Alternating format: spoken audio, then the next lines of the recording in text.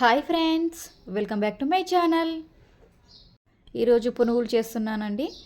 చాలా అంటే చాలా టేస్టీగా ఉంటాయి. ఇలా నేను చెప్పే విధంగా చేసుకోండి, చాలా టేస్టీగా ఉంటాయి. పునుగుల కోసం ముందుగా 1 గ్లాస్ మైదా పిండిని తీసుకోవాలి.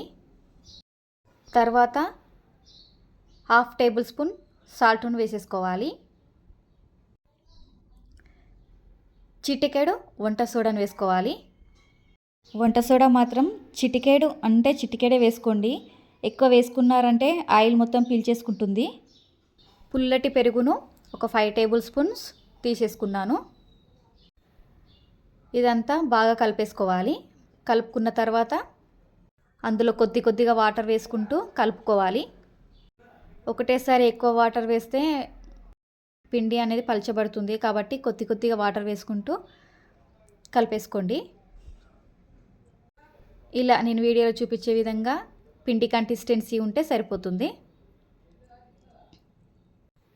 దీన్ని మూత పెట్టి ఒక 15 నిమిషాల వరకు పక్కకి ఉంచేసుకోవాలి. ఈ పిండి పక్కకు నానేలోపు మనం చట్నీని ప్రిపేర్ చేసేసుకుందాము. దానికోసం ఒక బౌల్ పెట్టేసుకొని దాంట్లో కొద్దిగా పల్లీలను తీసుకున్నాను. తర్వాత 2 టేబుల్ స్పూన్స్ ఆయిల్ వేసేసుకోవాలి. ఒకసారి కలిపేసుకొని ఇక్కడ పచ్చిమిర్చిని తీసుకున్నాం.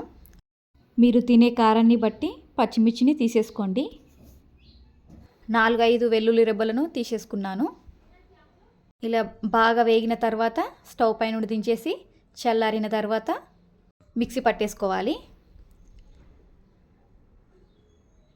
ఇలా కొత్తిమీర, కరివేపాకు వేసి మిక్సీ పట్టేసుకోవాలి. ఫస్ట్ ఒక 2-3 పల్స్ ఇచ్చిన తర్వాత అందులో కొద్దిగా వాటర్ వేసి స్మూత్ పేస్ట్ లాగా మిక్సీ పట్టేసుకోవాలి. చట్నీలో కొత్తిమీర, కరివేపాకు వేయడం వలన మంచి టేస్ట్ అనేది వస్తుంది. ఇలా ఈ విధంగా ఒకసారి ట్రై చేయండి. చట్నీ చాలా అంటే చాలా టేస్టీగా ఉంటుంది. చట్నీలో తగినన్ని వాటర్ని వేసేసుకోండి. చట్నీకి పోపు పెట్టేసుకుందాము. దానికోసం ఒక బౌల్ను పెట్టేసి అందులో 2 టేబుల్ స్పూన్ ఆయిల్ వేసి 1/2 టేబుల్ స్పూన్ జీలకర్ర ఎక్కువ వేసుకోకండి. 1/2 టేబుల్ స్పూన్ వేసేసుకుంటే సరిపోతుంది. ఎండుమిర్చిని వేసేసుకుంటున్నాను. కొద్దిగా కరివేపాకు వేసి ఒక 2 సెకండ్స్ కలుపుకున్న తర్వాత అందులో 1/2 టేబుల్ స్పూన్ పసుపును వేసేసుకోవాలి. ఇక్కడ నేను చట్నీలో వాటర్ తగినన్ని వేసేసుకుంటున్నాను. ఇలా వేసేసుకొని మనం పోపులో వేసేసుకోవాలి. చట్నీకి సరిపడే అంత సాల్ట్ను ఈ టైంలోనే యాడ్ చేసేసుకోండి. సాల్ట్ వేసిన తర్వాత ఒకసారి బాగా కలిపేసుకుంటే చట్నీ రెడీ. పిండి 15 నిమిషాలు నానిపోయిందండి. ఈ పిండిని పునుగులాగా వేసేసుకుందాము. దానికోసం స్టవ్ ఆన్ చేసి ఒక కడాయి పెట్టేసుకొని అందులో తగినంత ఆయిల్ని వేసేసుకోవాలి.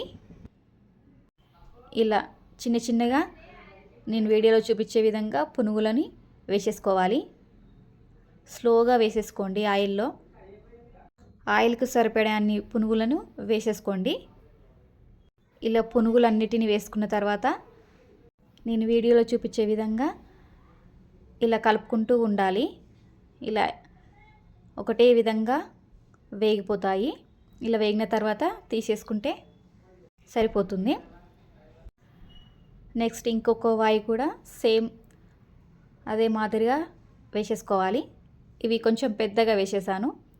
మీకు ఏ సైజులో కావాలి అనుకుంటే ఆ సైజులో వేసేసుకోండి.